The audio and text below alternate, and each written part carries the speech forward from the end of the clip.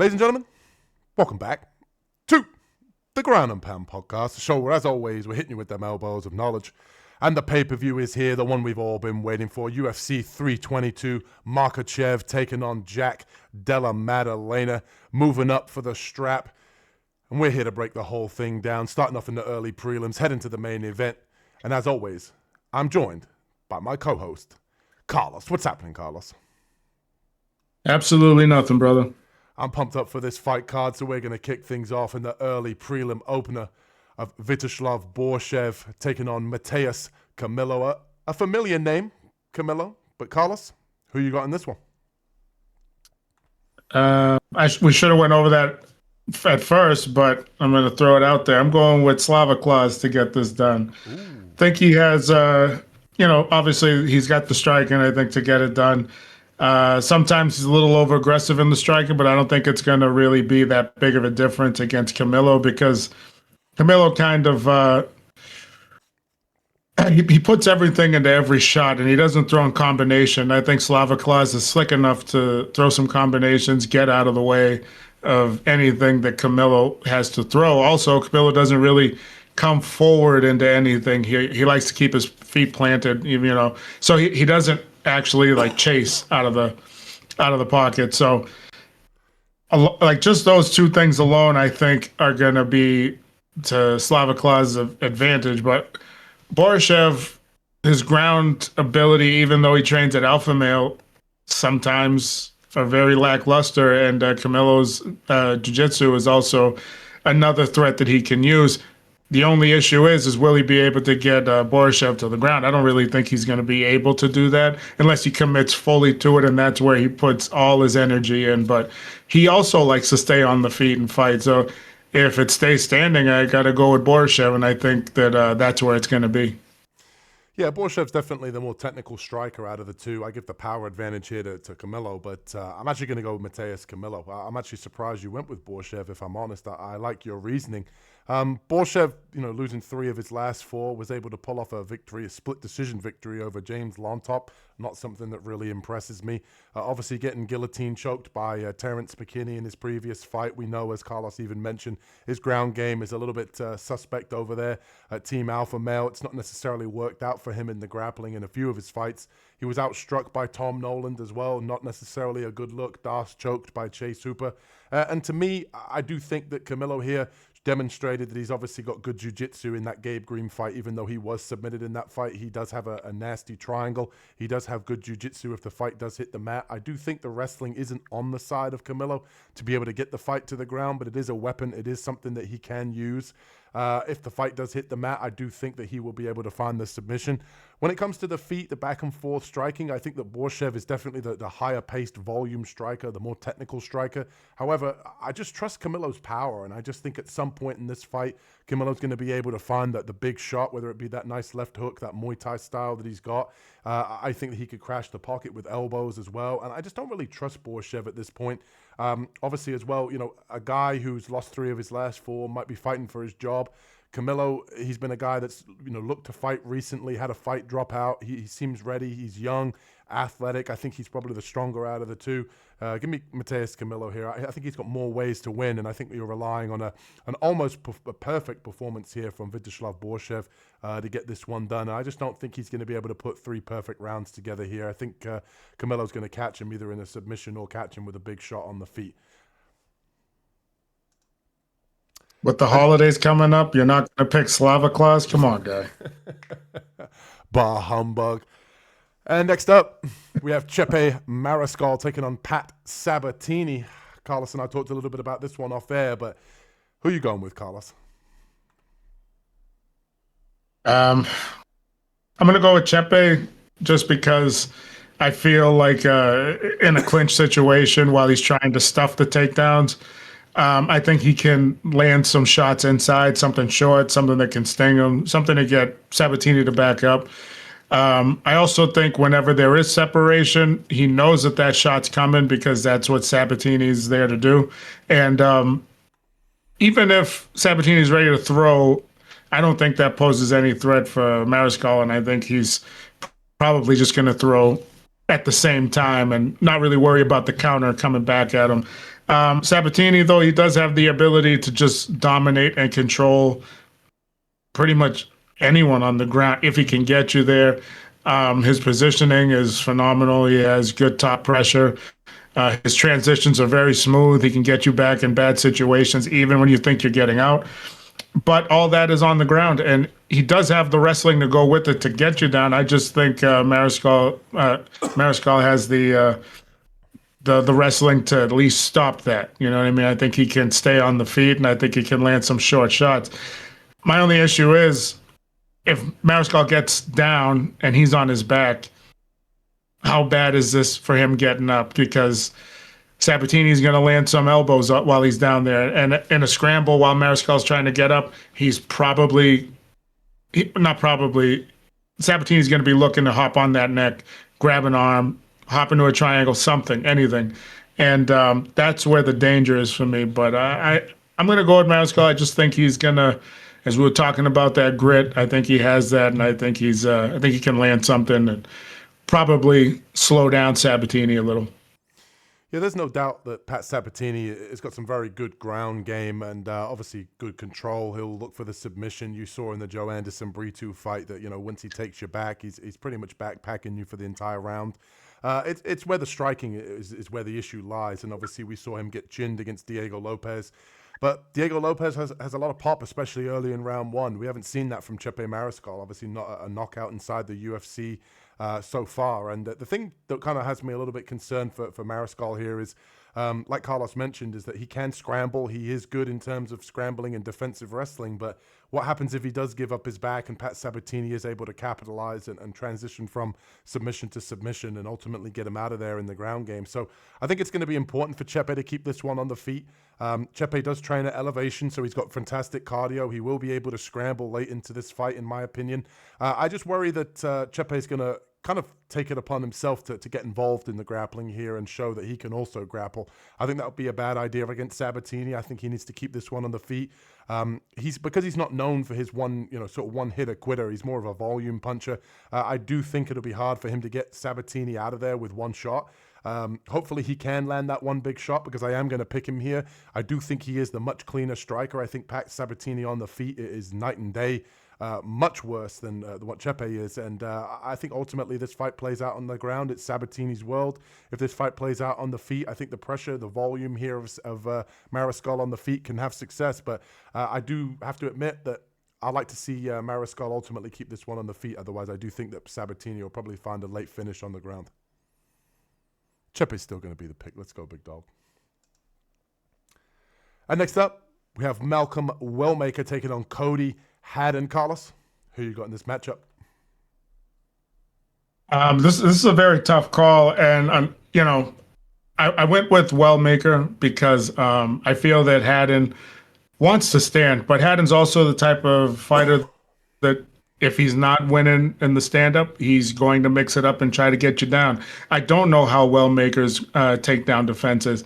I've seen it. Kind of against some lower level guys, and Haddon, I'm not saying he's the greatest wrestler, but he is a better level of competition than anyone that Wellmaker's ever fought before. Standing, I think he's a lot more technical on the feet than Wellmaker. Wellmaker just, he carries some snap on it, and if he catches you, we've seen that he can put guys out or he can hurt you, but Haddon's that guy that's built to go those 3 rounds, and that's where I'm nervous. Is like, does Wellmaker hit him and get him out of there, or does Haddon just, pretty much like stand up, get him to the ground, ride him for the rest of the round? You know what I mean? So he has the ability to do that and wear on Wellmaker and make this a long night for him. And so far, Wellmaker's athleticism.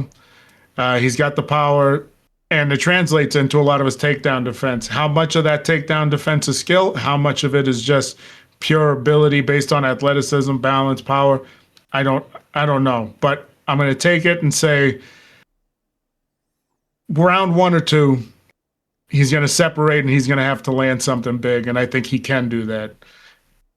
He's got the ability to do it. He's quick. He's got the heavy hands. I think he can do that. So I'm going to take Wellmaker. Yeah, 2 for Wellmaker here. I do think that Cody Haddon is definitely UFC level. He showed in that last fight against Dan Argueta, he can defend the takedowns, he can push a pace. Like Carlos said, he is there to be, around for 3 rounds. The guy is tough, can mix in wrestling, has good volume.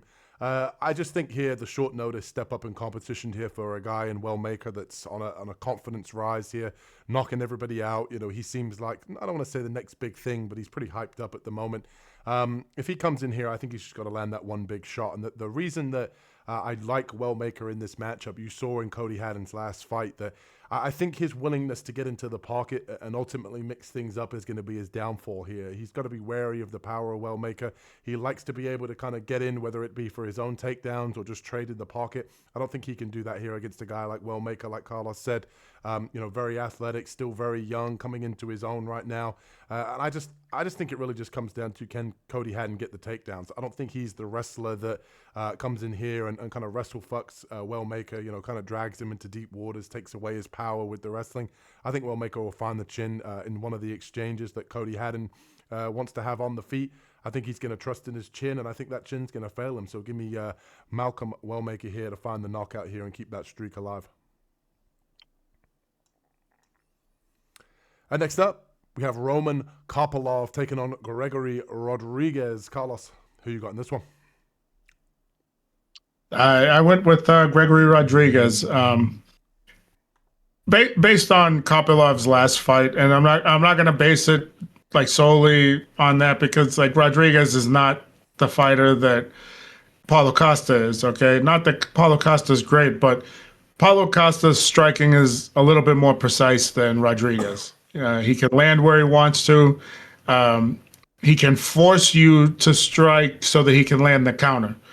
Rodrigues can't do any of that. But I thought Kopylov, what was very interesting in that fight was before the counters were even being landed, he was very cautious, almost fearful of the power that was coming back at him from Paulo Costa. And if you're worried about the power from Paulo Costa, Rodrigues is going to do the exact same thing, and he's going to throw hammers every time he throws, whether it's a kick, punch, knee. He's going to throw it. He's going to throw it heavy.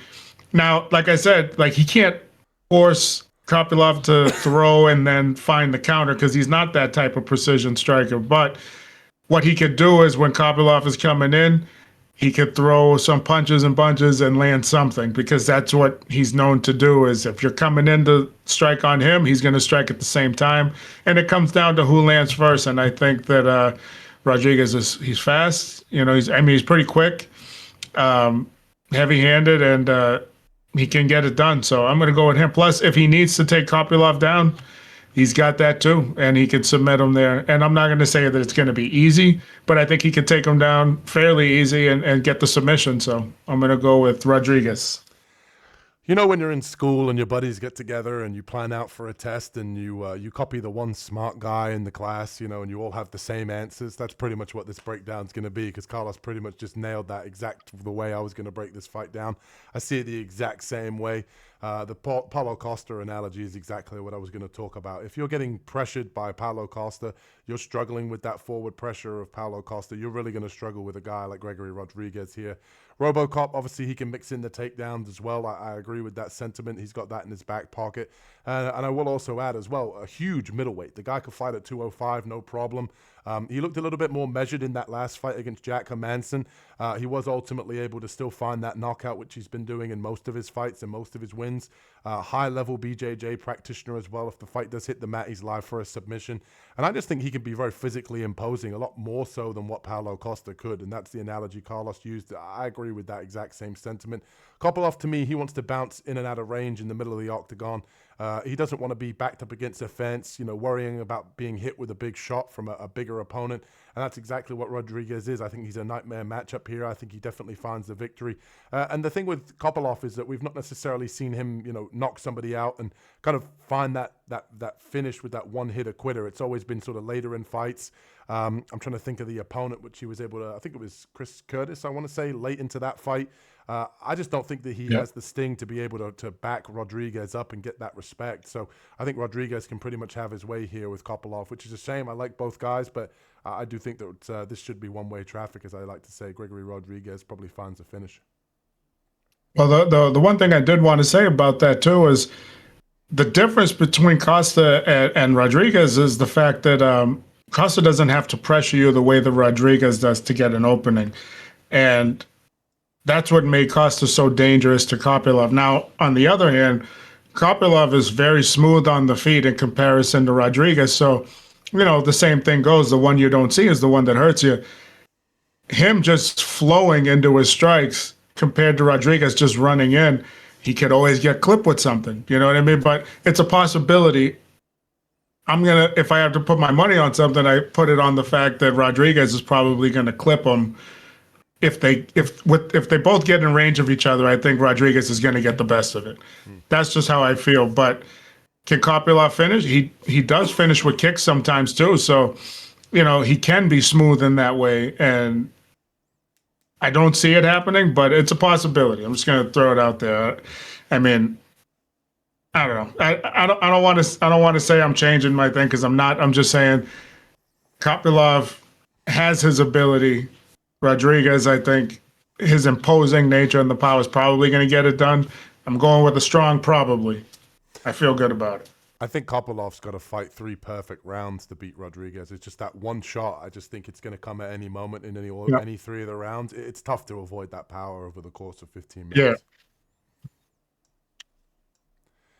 And next up, we have Rodolfo Vieira, the black belt hunter, taking on Bo Nickal. Some say fraud Bo Nickal. Carlos, what do you say about this matchup? Well, I'm not going to say this because I think he's a fraud. But what I'm going to say is I'm going with Vieira because his striking has gotten a little bit better, a little bit sharper. And, jiu-jitsu is just superior to wrestling, okay? Like, if Nickal gets him down, now what is he going to do? He can change position to position and, ride on top, grapevine, keep him down, but what are you going to do to finish? And he makes mistakes like when he's trying to get a head and arm choke. Once you get it trapped in there, you got to bring your chest to the ground. Those are the things that he doesn't do. He kept his hips high and he was trying to squeeze with his arms. And those are the things that create space and force you to get tired while you're grappling. That Vieira, it's just second nature to him because he's been doing it his whole life. Now, takedowns. Bo Nickal's takedowns is second nature to him. He's going to get it. But once he gets it down there, what exactly is he going to do? Ground and pound is going to take which I wish he would do and utilize more. So yes, ground and pound would be great, but that's also tiring, and that hasn't been the way that he's been fighting. So he could end up getting gassed early. Vieira on the feet, he's going to be a problem for him. Now, Nickal, he threw like a fastball overhand right, and he hurt one of his opponents, got a knockout. He could possibly do that with Vieira too, but it's going to have to be a wild overhand right, and Vieira is not going to see it coming. I mean, he's going to have to not see it coming. The possibilities of that happening, it's possible, but Vieira looked pretty sharp, and defensively he keeps his guard up, and he didn't look gassed the last time he fought, and I just feel that he's going to best him on the feet, and when Bo goes for a desperation takedown, I think it's going to put him, as they like to say, in deeper waters. I think he's going to be in more trouble. So is Bo Nickal a fraud? No, but he's exactly what you expect a wrestler that doesn't know how to strike to look like, and a wrestler that has no submission. You're going out there with one weapon, and this guy's got 3. So now you got to you're fighting from behind. If Bo's got the cardio, keep him down, do some ground and pound. That's what I think you should do. Take him down, try to avoid the submissions, smother the submissions, and just ground and pound the rest of the time being. But I'm going to take Vieira because I believe that wrestling for 3 rounds is Bo is also not used to that in 8 fights. He hasn't done it, and his fights haven't been long. So if he does it, he's going to get tired. I could say this whole thing. I could talk about this fight for 30 minutes, but I'm going to go with Vieira, and I'm going to leave it at that. Yeah, if you're enjoying the content here on the Ground and Pound podcast, hit that like and subscribe button. As both of us here are going to pick Rodolfo Vieira. It has to be said. I'm so done picking Bo Nickal at this point. He literally looks like exactly what he is. He looks like a guy who is a high-level wrestler that's come into the sport of MMA, and he's a high-level wrestler, and that's it. He doesn't wrestle in fights, so it's not like he's coming in here and he's getting, a lot of top control and he's laying and praying or landing ground and pound like Carlos was mentioning. He's standing and trading with guys trying to test out his striking, which he has absolutely zero striking. So you got Rodolfo Vieira, in his previous fight when he was fighting against Tracy, he was able to pump out the jab. He showed improvements fighting behind the 1-2. He landed a couple of nice right hands. And Tracy is a good athlete, to say the least. Not necessarily the best fighter, but you don't have to be the best fighter here in order to beat a guy like Bo Nickal. You've seen that in the Paul Craig fight. Paul Craig had openings. If he would have put, a little bit more, behind his punches, a little bit more faith in his striking, he definitely could have won that fight against Bo Nickal. And after that, you just got to kind of look at this fight and say exactly what Carlos said. Vieira has high-level jiu-jitsu. That's going to make him live on the ground. If Bo Nickal does decide to wrestle, he's going to be sitting in a very high-level jiu-jitsu practitioner's guard the whole entire fight. That spells recipe for disaster. That could be him getting swept as well. And I think as well, where is his head at right now when you look at Bo Nickal? He's this big hype train. He's come in and he's kind of been derailed in some sense. So what's his confidence going to look like? This isn't wrestling anymore. He's getting hurt in there. He got hurt to the body in his previous fight against Rinja Derrida. And you got to ask yourself, if things start to turn south for him, he gets swept, he gets beaten up a little bit by Rodolfo Vieira, what's his confidence going to be like? Is he going to be able to kind of turn things around? I don't think so. So give me Rodolfo Vieira. I don't think he's necessarily that good in terms of MMA. I think he's a high-level jiu-jitsu practitioner, don't get me wrong, but like Carlos said, on the feet, I think he's shown a little bit more improvement. He isn't going to be the better athlete out of the two. I will say I do think that Bo Nickal is definitely, when he lets his hands go, he's the better athlete. He's probably a little bit faster as well, but not a technical striker. I think that Vieira, obviously not necessarily, in terms of him being finished as well, he's not necessarily been knocked out, so I'm not worried about Bo Nickal kind of finding the chin either. So give me the black belt hunter here. I think he might find a submission, and we might be talking about 0-2 here in a row for Bo Nickal. Fuck that guy. And next up, we have Kyle Daukaus taking on Gerald Meerschaert. Carlos, who you got in this one? I'm going Kyle Daukaus. I didn't even write anything when I was looking this up, I saw Kyle Daukaus, I saw Meerschaert, I went Daukaus right away. Yeah. And the reason being is Daukaus is there to fight, and Meerschaert's there to take a beating until he finds a submission, or snuggle you, get you down, dry hump you until he gets a submission. So Daukaus can do all that. He can submit you. He can beat you up. He can be rangy. He's long. He's tall. He's going to get it done. Meerschaert, though, he's slow and he's awkward, so it may not be round one, but definitely round two. Daukaus will end this. Yeah, I'm right there with you, man. I did the exact same thing you did. It's funny as well with Gerald Meerschaert as well. Three losses in a row. 37 years old here at middleweight, slow on the feet, plodding. Striking isn't all that. When it comes to the jiu-jitsu, obviously he tends to, like Carlos said, take a beating and kind of come back and find the submission. But if he can't, he's getting knocked out on the feet, he's getting stopped, he's getting beaten up, and I think Kyle Daukaus has at least shown, obviously his stint in the UFC previously didn't go his way. He was able to come back, as a big underdog and knock out Michel Pereira in his previous fight, which I think shocked a lot of people. He said he's been working on his boxing, and I had to believe him. He was able to find that knockout. He is obviously got a 2-inch height advantage here. And I just think realistically, if this comes down to the grappling, they're going to kind of stalemate each other. Daukaus is definitely known more for the ground game, obviously with the name The Dark Knight. As a guy that can obviously get it done on the ground. But when it comes to the hands, I don't trust Gerald Meerschaert's chin. Obviously, Daukaus has shown that he's been at least working on the striking and can at least find the chin and knock people out. I trust him here to get this one done against the 37-year-old, 0-3 in his last three against Gerald Meerschaert here. I think he might find the knockout here on the feet and ultimately go 2 in a row now back in the UFC. So give me Kyle Daukaus to get this one done. And next up, we have the UFC vet at this point, Angela Hill, taking on Fatima Kline. Carlos, who you got in this one? I'm going with Kline. I think that Hill's always that wild card. Sometimes there's that rising prospect, and she ends up just as the name says, overkill, just pushing the pace and forcing them to work at a pace that they're not ready to go at. And they learn that after you fight her, you got to find ways to slow people down. Now, I don't see that happening with Kline. I see Kline as just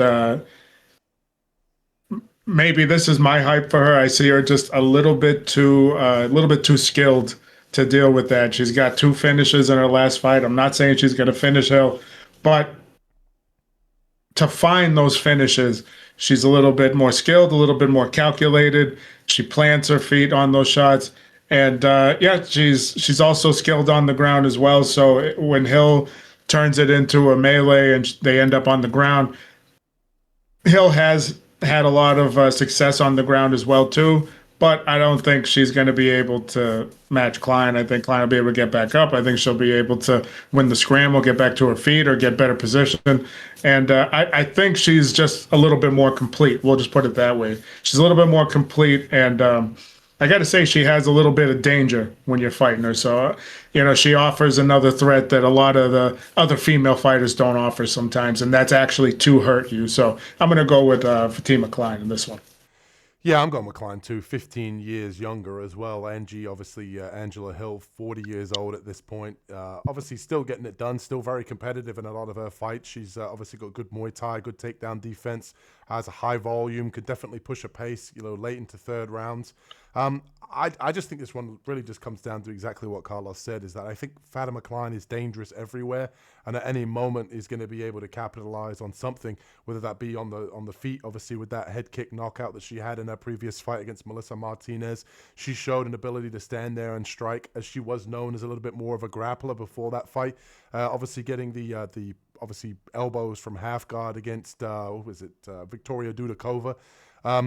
I think it really just goes to show that obviously women now, or even fighters as a whole, are coming into this sport and they're not just necessarily one-dimensional. And I just think here with Angela Hill, even though she is well-rounded, I think Fatima Kline is a little bit better everywhere. The only thing that I am a little bit concerned about is just is Hill's UFC experience here going to be able to win over the judges late into the fight? If Fatima Kline comes out here too aggressive too early and Hill kind of hangs around, does she kind of, make a lot of noise and kind of out-volume Kline on the feet? I don't think so. But I do think that Fatima Kline is dangerous everywhere. I think that she'll struggle to get the fight to the ground, but maybe Hill decides to mix in some grappling, which Kline can obviously sweep and capitalize on herself. But I think the girl's dangerous. I think she's a problem. I think that obviously her only one loss here to Jasmine Jasdavicius doesn't necessarily hurt her stock at all. Give me Fatima Kline here to get this one done as the uprising 25-year-old UFC prospect. And next up, we have a name that I'm definitely going to butcher. We have Eric McCormick taking on Basungu Susurkaev. Carlos, who you got in this one? I'm going with Susurkaev in this one, and That's it. Yeah, but either way, I'm going with him, and I'm going based on the fact that McConico can't hurt him and he can't finish him unless Susurkaev lets him. Like in his last fight, I felt that Susurkaev felt he was better than his opponent before the fight even started. He was very arrogant and dancing, walking to the ring. And in the first round, Nolan, I can't remember what Eric Nolan, he was kind of able to put it on him in the first round. And if I remember correctly, I think he did win the first round. And in the second round is when Susurkaev was kind of offended that he lost that first round to this guy, and then he came out, blew him out of the water, and choked him. So if he would just go out there, get the job done, if you know you can beat your opponent, do that. Don't leave it up to chance. Get it done. You're on your rise. You know what I mean? Just get the job done. And I don't think there's anything McConico can do here to get a finish or get a decision if Susurkaev doesn't get in his own way. So I'm going to go with Susurkaev to get it done, probably by finish too, in maybe round. I'd like to say round 1, but probably round 2.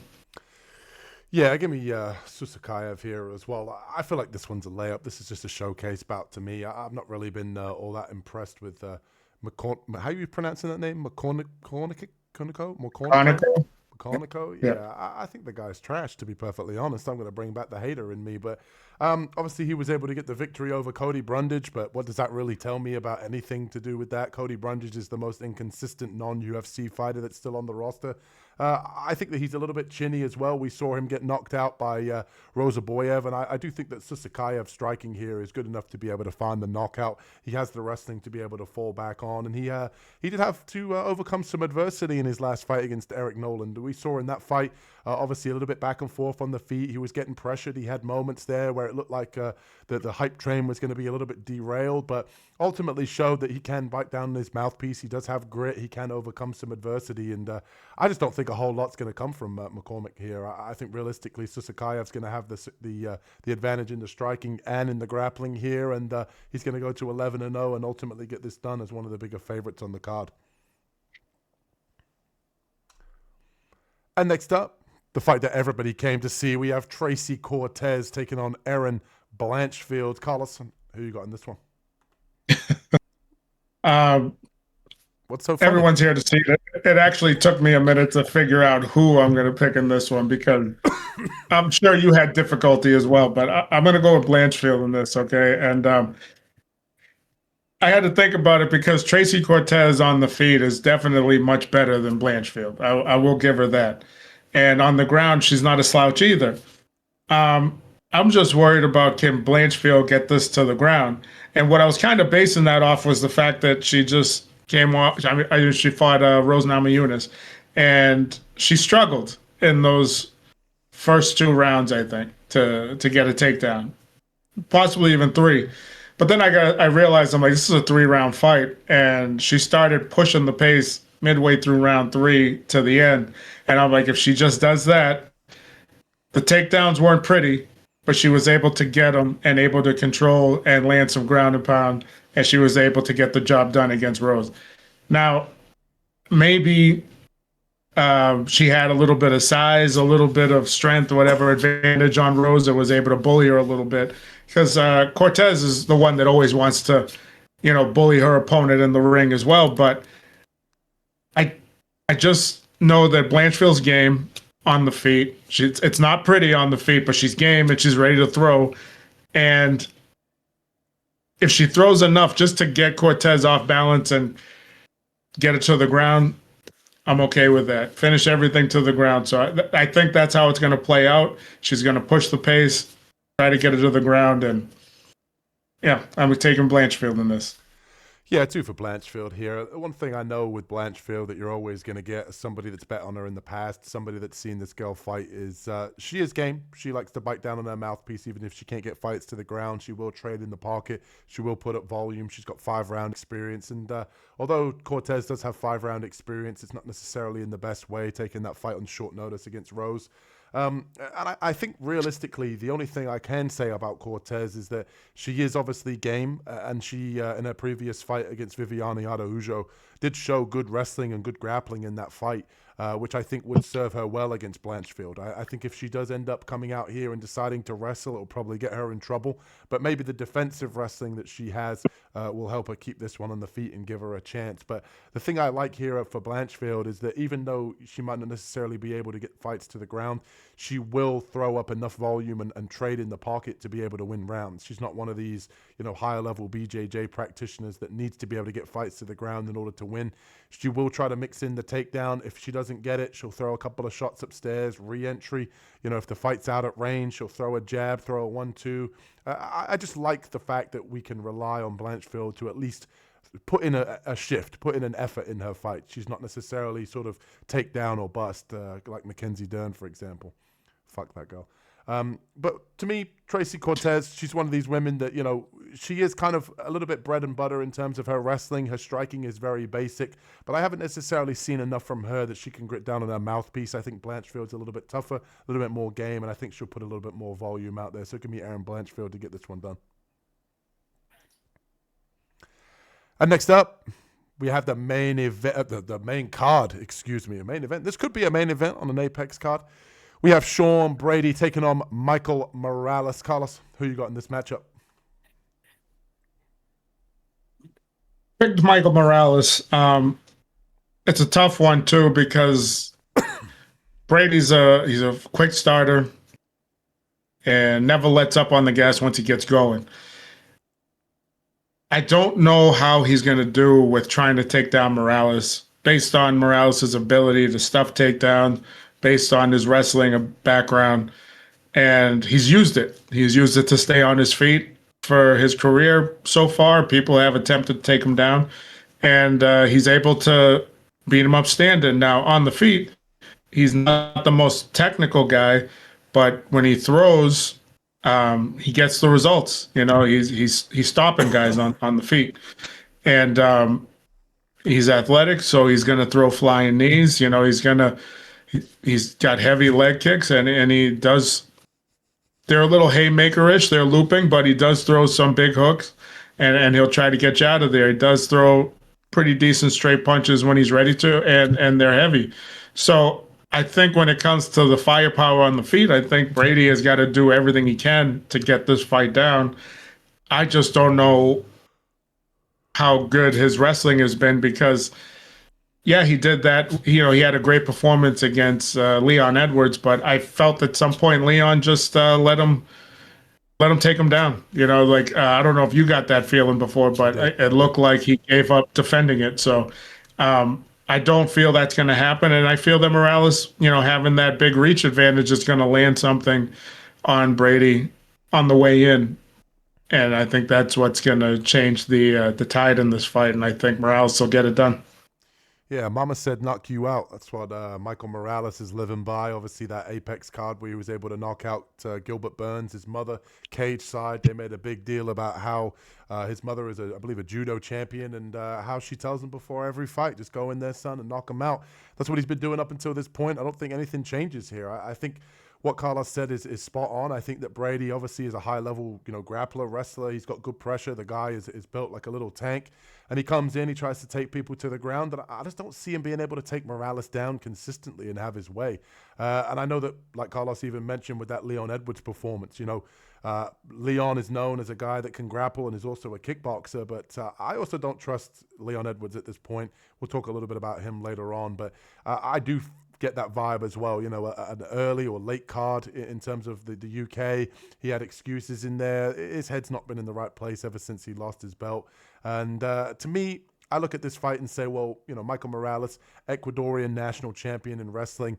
I think he's going to have enough wrestling, enough athleticism, especially early, to be able to stuff the wrestling and the grappling of Sean Brady. I think he's the much harder hitter, and I think that he's definitely a guy that to be reckoned with on the feet. Like Carlos mentioned as well, that 6.5-inch reach advantage here is probably going to spell problems for Brady on the feet. We saw what happened with Belal when Belal Muhammad was able to find the rare knockout on the feet for him against Sean Brady, and that was because he was pressuring forward. And I think that Brady's head movement kind of lacks at times. I think he kind of shells up and relies a little bit upon kind of getting fights to the ground. And when he can't do that, I think on the feet, I think Michael Morales is going to be able to capitalize. I think the athleticism here is going to be too much. The reach is going to be too much. I definitely think as an underdog, he's definitely worth a sprinkle this week. And I like what I see. He's got that 18-0 confidence. He's young. He's athletic. He's hungry. And Mama said knock you out, and that's exactly what I think happens this week with Michael Morales on Sean Brady. Sean Brady, if he gets a fight to the ground, he's live. The guy's great. He could definitely have good top pressure and control the fight.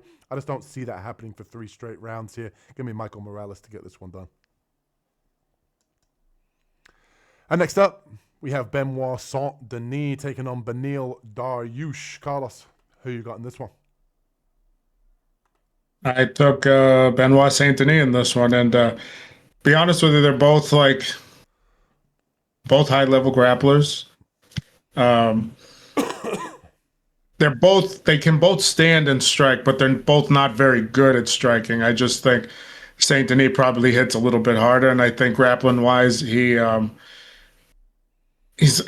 little bit stronger, but not that means anything. I just think he transitions a little bit better. I don't think he's going to have to use so much strength to keep Beneil Dariush down. And I think technically, when it comes to submission grappling, I think Saint-Denis will force a submission. You know what I mean? Like he will he will just use his strength to get the submission. And I think that's enough to do here against Dariush. I mean, Dariush is going to look for the traditional way to get a submission, flow into it, which is fine. But I think that when they're on their feet, Saint-Denis is going to land something big, and then he's just going to run, take the back, and look for a submission from there, and just force it, just brutality. You know what I mean? That's how it is. That's how he's going to get it done. So I'm going to go with Saint-Denis. Yeah, 2 for Saint-Denis here. I think this fight really just comes down to the fact that I think with Beneil Dariush, obviously he lost 2 fights in a row before he was able to find the victory over Moicano. To me, when it comes to the striking out of the 2, both guys a little bit, I don't want to say rudimentary, but they kind of do the basics very well. But I think that the kicks of Benoit Saint-Denis are a little bit better. You look at Beneil Dariush, he likes to mostly get down with the boxing. He's not necessarily known for these high-level sort of snapping kicks. I think that could be a good weapon for Saint-Denis to use at range. I think if he's all the way in or all the way out here, he can have success.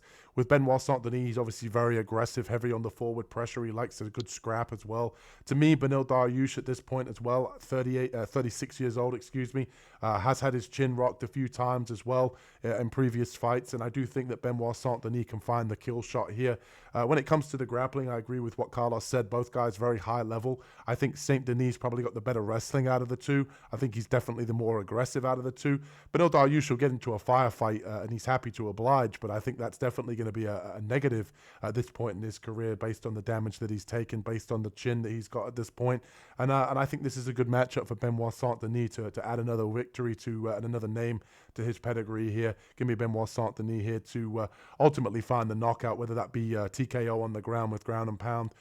Maybe he snatches up the neck even, or even finds a knockout on the feet. But either way, I think Benoit Saint-Denis' aggression here is going to serve him well to find the finish against Beneil Dariush. And next up, we have Leon Rocky Edwards taking on Carlos Prates. Carlos, who you got in this one? Oh, man. Same thing as we're talking about before, going back and forth on this one because Edwards does things good on the feet. So does Prates. And pretty much this fight, that's where it's going to take place. But what I would love Edwards to do is take a page out of Ian Gary's book and make it messy. You don't necessarily need to get the takedown, but just fake the takedown, get into a clinch, get him up against the cage, knees, change levels, even though you're not going to go for the takedown, come back with something up top. Anything to keep Prates occupied, make him pummel, make him slow down a little bit, wear on him, just put your weight on him, make him get tired. Now, he doesn't have bad cardio. It's pretty good. Against Ian Gary, you could see they were tired. It was a tough fight, but I think Prates has pretty decent cardio anyway. And the only thing that kind of gets me is Edwards in a 3-round fight can be a little bit more explosive. He could be a little bit busier. That'll be in his favor. Prates always starts the same way, a little slow, finds his distance, gets his range, and then starts to go to work in round 2. I just feel that if, like Leon's you got to mix up everything that you can, and you have the ability, you have the wrestling ability to do so. Do that, start to confuse Prates, have him not know where you're going, whether it's going to be a takedown, whether it's clinch, whether it's just stand up. Just keep the levels changing, keep the distances changing, mix up your strikes, and defensively, you got to stay sharp. You can't stand in one spot. Rocky likes to stand in one spot sometimes and has very little head movement. He does read punches pretty good, and he ends up slipping at the last minute, but he's going to have to stay moving because Prates has got that reach on him, and he's got some pop, and he's been dropping a lot of guys, and you can't stand of him. Okay, I'm going to go with Prates, you know what I mean? I'm going to take him. I think he's going to get it done based on the fact that he's going to land the more punishing shots to Edwards. But I do see a world where Edwards can, even though he's not the highest of output, he does enough to outwork him. And, I'm taking Prates. Yeah, this one was tough. Carlos and I talked a little bit about this one before we went live today, and I think I flip flopped on this one a few times. I agree with Carlos that I think if Leon Edwards decides to come in here and wrestle and grapple, I think it would serve him well. You saw in the Usman fight, that the grappling's there, the wrestling's there. I just don't know if the head and the mindset is there with Leon Edwards. That's kind of my issue with him at the moment. And when you saw that previous performance against Sean Brady over in the UK, it had me kind of questioning, where his head's at 34 years old, losing the belt, having to come back now, 2-fight losing streak. Carlos Prates is a very dangerous guy on the feet, and I think if this is a straight up sort of striking affair, I trust Prates to be able to find a big shot on the feet. We've seen Edwards get rocked late in the fight against Nate Diaz. Obviously, Prates is a guy that can definitely put people out, a little bit more known for the power than a guy like Nate Diaz is. I just think this fight really just comes down to what Leon Edwards shows up.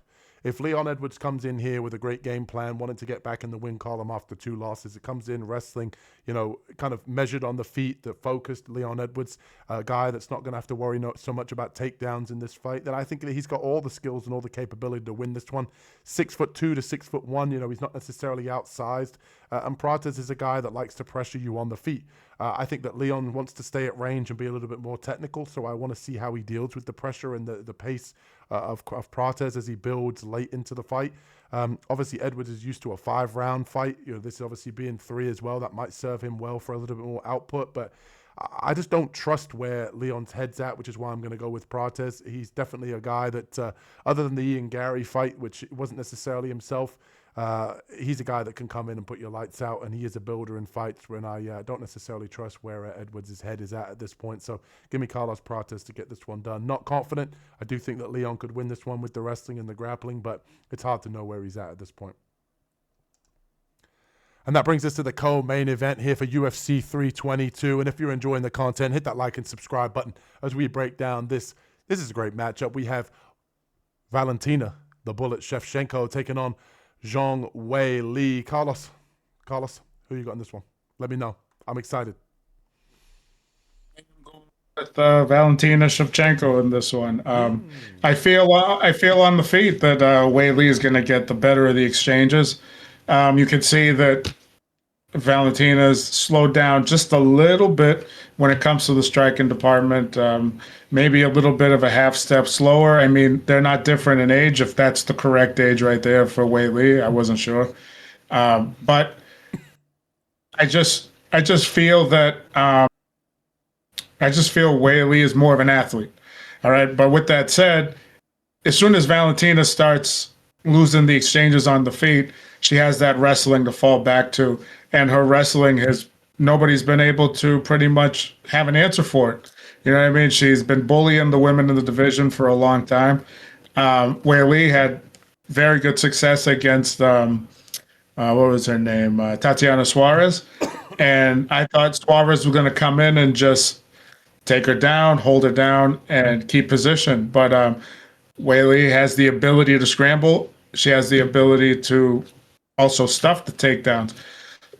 So I'm going to go with Valentina only because I feel that, not because Wei Li's moving up and Valentina's supposed to be the naturally bigger person. I just think there's something special about Valentina's grappling where she can get a hold of you in that body lock and just get that trip takedown. After she sweeps that foot and gets you down, women have a very difficult time getting back up. And maybe she's got something extra that I just don't know. Sometimes you just have to feel it, and then it's there. And when those girls feel it, they have a hard time getting back up. Even the very big Manon Ferro, even though she's big for the weight class and she's so powerful and so strong, Valentina was still able to hold her down as well whenever she needed to and take her down. So I'm going to go with Valentina to get it done. It's going to be a 5-round decision is what I feel.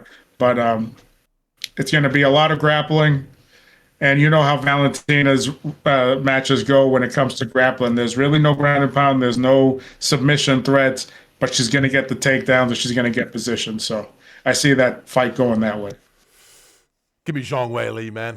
Give me Zhang Weili. We've seen in the previous fight when she fought against Tatiana Suarez, she was able to defend the takedowns. I think the move up here is not going to be too much of an issue. I do think that she's going to be the faster fighter. I think she's going to be the harder hitter. I think Valentina is a little bit more technical on the feet with that Muay Thai style. I don't necessarily think that the size discrepancy amongst the two is going to play a factor here. Both women can go 5 rounds. And you've seen with Valentina in some of her previous fights when she fought against, who was it? Alexa Grasso, she got taken down previously in that fight. We saw her in the fight against Santos, obviously, who's now fighting over in the PFL. She was able to implement a grappling strategy. And I think that Zhang Weili is a lot more physically imposing in this fight than people realize. I think that she can mix in her own takedowns if she wants to. And I think this one really just plays out in the factor that I think Zhang Weili is going to have the bigger moments. I do think Valentina is good, but to me, when you look at Valentina's performances, she's kind of been slowing down a little bit in her fights now. She's not necessarily the same Valentina that she's been previously. I think that Zhang Weili still has a little bit more to give. I think that she showed in her last fight a little bit more of a dominant champion performance. Valentina's kind of been a little bit hit and miss, even in that Faro fight that she previously had. She won the fight, she looked good, but there was moments where she's kind of just slowing down to me. And I don't want to say she's past her prime, but I think she is. Whereas I think Zhang Weili is still in that prime. So give me Zhang Weili to get this one done. She can mix in the grappling. She's probably going to find the target with the more powerful shots here. And I trust a little bit more in what she is. She's shown she could defend takedowns. I think she can get some of her own as well. So dissension here on the Ground and Pound podcast finally. Who's the favorite in this one? Valentina is a very slight favorite, -130. I would say she should be the slight, but yeah, I'm going based on the fact that she's slowed down too. You know what I mean? Like it's been visible she's slowed down. I just think that even though you slow down, I think the last thing in MMA is the grappling factor. That's what makes guys able to fight a little bit longer in their career if they have that ability. And I think that's what's going to take her to the top. So let's prove them wrong, Valentina. Let's prove them all wrong. China #1. Don't forget, China #1. Lame. And next up, we have the main event of the evening, the one that we've been waiting for. We've done a video on this previously months ago about when Makhachev was going to move up here to 170. We've got Islam Makhachev taking on Jack Della Maddalena, the new crowned king. Carlos, who you got in this one? Tough not to go with Makhachev because you hear all the gym wars that he's been in against guys that are 200 pounds, plus or 180 pounds they fight at it, and he's able to dominate them on the ground too. But that's also in a grappling setting, not in a fighting setting. So I'm going to take Jack Della Maddalena to get this one done because when it comes to the striking, yes, Maddalena is going to be worlds above him. But that's where Makhachev's going to get tired because that's not what he's used to. So he's going to go back to his wrestling. But when you fall back to your wrestling after you started striking, you're going to find a hard time catching your breath because that's also what happened to him at 55. He would always have a hard time striking after round 1 because he had to fall back to his grappling because he threw his output at round 1 with the striking. Now he's done. He can't hurt you on the feet. So now it's going to be grappling. He's going to have to use that high-level grappling, and maybe coming up to 170 is going to help his conditioning a little bit more. I don't know. Or Jack Della Maddalena fighting at 170 for his career, he's probably going to be just fine grappling, striking, and, doing everything that he has to do. So I'm going to go with Jack Della Maddalena to get it done because I feel that he's going to win some of these scrambles and he's going to get back to his feet. And when he gets back to his feet, he's going to punish Makhachev. I was interested to see who you went with. I've been flip-flopping on this one a little bit, but I'm going to go with Makhachev. I just look at this fight as all this fight really comes down to me is what does Islam's cardio look like at 170? That's all it comes down to me, because when it comes down to the grappling, Islam's worlds above, and he's not, when it comes to Belal Muhammad, let's be real. Belal Muhammad wants to push you back against the fence. He wants to pressure you so he can get you up against the fence to shoot his takedowns. It doesn't matter where you are in the cage with Islam, whether it be out at range, whether it be up against the fence, he's going to be able to get you to the ground. And I think with Jack Della Maddalena, his takedown defense is good up against the fence. It's good when he's being pressured. He can stuff the head. He can be able to slip out of those positions. But I don't see that being a method for him out at range. I think Islam's going to be able to shoot blast doubles, get in the clinch out in the middle middle of the octagon and ultimately find takedowns there out in the middle of the octagon where Jack's not going to be able to defend. And I just think that Islam, when it comes to the wrestling and the grappling, I think he's going to implement it early here. He's going to find the submission early in this fight, rounds 1 or 2, and just basically go with what he knows. And to me, if this fight gets longer, I do think that obviously it's going to play a factor with the conditioning of how much that extra weight plays a factor here at 170. But I just believe that Islam's going to come in knowing that that's going to be a factor. He's going to do his road work. He's going to do his conditioning and ultimately not let this fight get into late waters. I do think that Jack Della Maddalena is a snappy striker. He's got good boxing. Obviously, a high-level guy in terms of the pedigree on the feet. But I just think that Islam is one of these guys where he's going to be prepared. He's going to come in here, do his work early, and ultimately get this one to the ground. And we're going to look at Anu here, and Islam's going to win a belt, a different division. And before we wrap things up, Carlos, we have to let him know what's coming on the channel. We ought to let him know Dog of the Week this week will be live this week, along with the Best Bets video here for UFC 320. And before we wrap things up, what do you want to say to the people? Just wanted to say, guys, if you enjoyed the content, just don't forget to like and subscribe, and then we'll see you on the next one. Yeah, and I apologize with the coughing here in the video. I've been a little bit sick, a little bit under the weather. I hope that's not been picked up on the microphone. But if you're enjoying the content, hit that like and subscribe button, and we'll catch you in the next one. Peace. Peace.